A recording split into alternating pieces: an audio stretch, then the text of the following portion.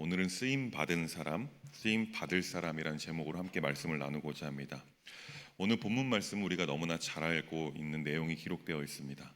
바로 박해자 사울이 다메섹 도상에서 예수님을 만나 회심하는 내용이 바로 오늘 본문의 장면입니다. 아마 성경 전체를 통틀어서 오늘 본문의 사울처럼 극적인 큰 변화를 경험한 인물은 아마 없을 것입니다.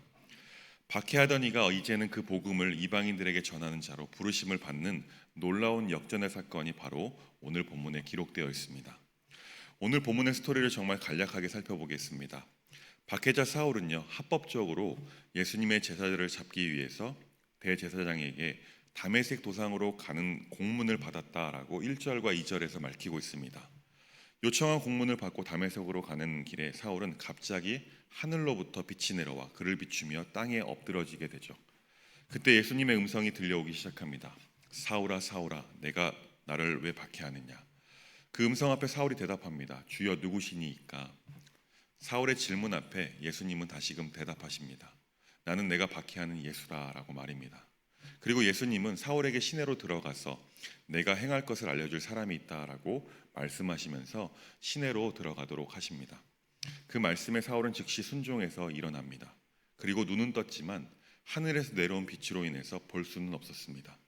그래서 함께 내려온 사람들의 손에 이끌려 다메섹 시내로 들어갔다라고 오늘 본문은 밝히고 있습니다.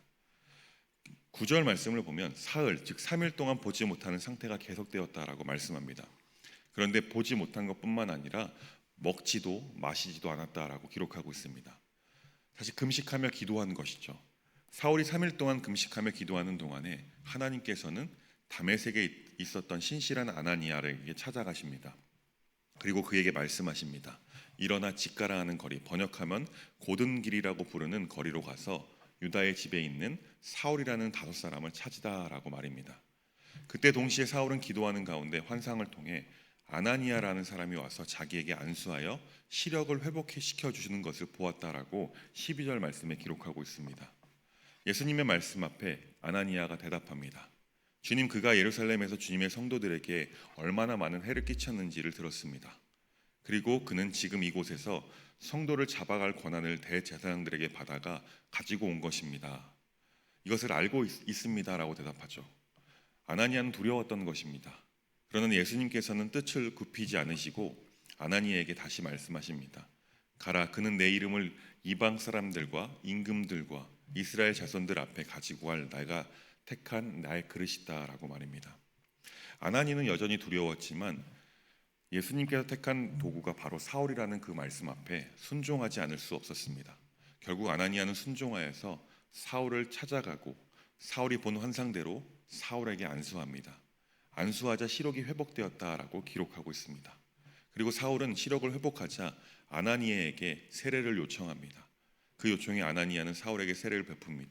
그리고 사울은 금식을 멈추고 음식을 먹고 힘을 얻었다라고 말씀하시는 것이 바로 오늘 본문 마지막 19절의 말씀입니다.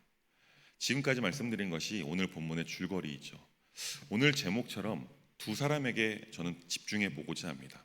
아니, 사실은 두 사람을 사용하시는 예수님께 집중해 보고자 합니다. 오늘 본문을 보면요, 이미 그릇이 되어서 쓰임받는 아나니아와 앞으로 쓰임받게 될 사울이 등장합니다.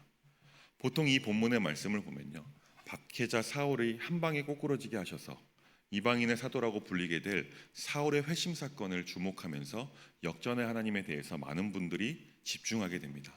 맞습니다. 하나님은요, 그리스도인들을 박해하던 자신이 배워왔던 율법과 학문을 최고의 것으로 여겼던 바울이 한 방에 그 모든 것을 배설물로 여기고 오직 예수님만을 따르고 예수를 전하는 사람에게 되게 하신 분이 바로 우리 하나님이시자 예수님이십니다. 사도 바울의 회심 사건을 보면서 사실 우리도 희망을 갖게 됩니다. 왜냐하면 사울은 하나님께 쓰임받을 준비가 전혀 되어 있지 않은 상태였기 때문에 그렇습니다.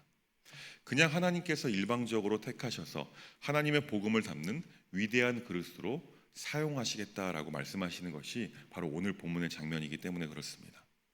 그래서 하나님께서는 부족하지만 만약에 하나님이 원하신다면 나라도 사용하실 수 있음을 희망할 수 있게 되기 때문에 그렇습니다. 하나님께서 원하시면요, 그 누구라도 하나님의 선교에 훌륭한 도구가 되게 하실 줄 믿습니다. 그런데 중요한 것이 있습니다. 아무리 내가 쓰임 받길 원한다고 하더라도 하나님께서 찾아오셔서 말씀하실 때 그 말씀 앞에 순종하지 않으면 아무 소용이 없다라는 것입니다. 그래서 우리에게 필요한 것은 바로 순종의 믿음이 필요한 것입니다. 오늘 사울이 다메섹에서 예수님을 만나고 예수님께서 말씀하실 때 질문한 것이라고는 누구냐고 묻는 것밖에 없었습니다. 이성적으로 생각해 보면요, 사실 다메섹에서 사울이 예수님을 만났다 할지라도 지금 만난 그 예수는요, 사울이 그토록 증오했던 대상이기 때문에 그렇습니다. 사울이 왜 예수님을 증오했냐면 사울 자신이 그렇게 중요하게 여기는 유대교를 뒤흔드는 존재이기 때문에 그렇습니다. 그런데 이상하게도 사울은요, 예수님이라는 소리에 바로 예수님의 말씀 앞에 순종하는 모습을 보이고 있습니다. 어떻게 이것이 가능했을까요? 아마 하늘에서 호련히 내려온 그 빛 때문일 것입니다. 그 빛은요, 그 누구도 거부할 수 없는 빛입니다. 그 빛이 무엇입니까? 바로 예수 그리스도의 빛입니다. 그리고 그 예수님의 따스한 음성이 들리니 사울은 직감했을 것입니다. 아, 이분이 진짜구나. 내가 유대교와 율법에 아무리 정통했다고 자부하지만 이 모든 것은 예수님의 앞에서는 하등 학문과도 같은 것이다 라고 바울은 생각했을 것입니다. 그러니 예수님의 말씀이 떨어지자마자 보이지도 않는 상태에서 일어나 순종하는 것입니다. 사랑하는 여러분, 하나님께 쓰임받기를 원하십니까?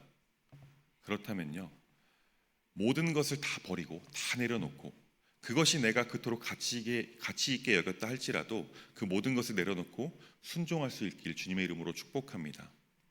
그래서 사울은요, 내려놓음을 통해서 하나님의 선교에 동역할 수 있는 아주 귀한 그릇이 될 수 있었던 것입니다. 하나님께서는요, 사울을 이방인의 사도로 부르신 것을 알리기 위해 한 사람을 사용하시는 것을 보게 됩니다. 그 사람은 바로 아나니아입니다. 오늘 본문에서는요, 아나니아를 제자다라고 소개하고 있습니다. 그리고 그를 부르시는 예수님의 음성에 즉시로 네 주님, 제가 여기 있습니다라고 대답할 수 있는 것을 보게 됩니다. 이렇게 한 번에 대답하는 것을 보면요, 아나니아는 하나님이 쓰시는 도구로 이미 준비되어 있음을 볼 수 있습니다. 어떻게 그가 준비되어 있었냐면 그는 하나님의 말씀에 귀 기울일 준비가 되어 있었던 것입니다. 다시 말하면 하나님의 음성에 늘 민감하게 반응할 정도로 준비가 되어 있었다라는 것이죠. 아니, 그를 하나님께서 사실은 준비시켜 주신 것입니다. 성령님께서 그를 충만하게 다스리고 계셨기에 환상 중에서도 예수님의 음성에 즉시로 네 주님 여기 있습니다라고 반응할 수 있었던 것입니다. 어떻게 아나니아가 성령의 충만함을 받을 수 있었을까요? 오늘 본문에서 그를 제자라고 소개하는 것으로 보아 성경에선 정확히 기록되어 있지는 않습니다. 그렇지만 추측해보면 그도 예수님을 만나고 회심하여서 마가의 다락방에서 함께 기도했던 사람들 중에 하나일 것이다 라고 저는 추측합니다. 중요한 것은 이것이죠. 오늘 본문에서 이미 도구로 쓰임받고 있는 아나니아도 회심하여 쓰임받게 될 사울도 모두 예수님을 만나고 삶이 변화되었다라는 것입니다. 다시 말하면 하나님께 쓰임받는 도구가 되기 위해서는 반드시 필요한 것이 있는데 그것은 첫째로 예수님을 만나야 한다는 것입니다. 둘째는 성령의 충만함을 받아야 합니다. 셋째는 하나님의 음성에 민감하게 반응할 수 있는 상태가 되어야 합니다. 마지막 넷째는 하나님께서 말씀하시면 즉시로 순종할 수 있는 행동하는 믿음이 우리에게 있어야 한다는 것입니다. 이 모든 것은요, 하나님을 만나고 하나님과의 깊은 관계 안에서 훈련되어져야 합니다. 하나님과의 대화인 기도를 통해서 나 혼자 쏟아부으며 말하기만 하는 것이 아니라 하나님의 음성을 듣는 훈련이 되어 있어야 합니다. 또한 기도를 통해서 성령님의 음성에 민감하게 반응하는 훈련도 하고 성령님께서 나를 완전하게 장악하실 수 있도록 내어드림의 훈련이 필요한 것입니다. 하나님께서는요, 이렇게 하나님의 음성에 귀 기울이고 민감하게 반응하며 그 말씀에 순종하는 사람들을 찾고 계시고 그를 사용한다는 사실을 기억하시길 소망합니다. 사랑하는 여러분, 말씀을 맺겠습니다. 바라기는 오늘도 하나님의 음성을 민감하게 반응하는, 그래서 하나님과의 깊은 관계로 나아가는 우리 모두가 될 수 있길 주님의 이름으로 축원합니다. 그래서 오늘 하루도 주님과 진한 데이트하면서 동행하시는 하루길 되시길 간절히 소망합니다. 기도하겠습니다. 하나님 참 감사합니다. 오늘 말씀 사울의 회심 사건을 통해 쓰임받는 제자 아나니아와 앞으로 쓰임받게 될 사울의 모습에서 우리가 배워야 할 것들을 다시금 알게 하시니 감사를 드립니다. 하나님, 우리가 하나님의 음성에 민감하게 반응할 수 있도록 민감한 영성을 허락하여 주시고 하나님의 말씀에 바로 순종할 수 있는 믿음 또한 허락하여 주옵소서. 그래서 쓰임받는 도구가 될 수 있도록 인도하여 주옵소서. 예수님의 이름으로 기도합니다. 아멘.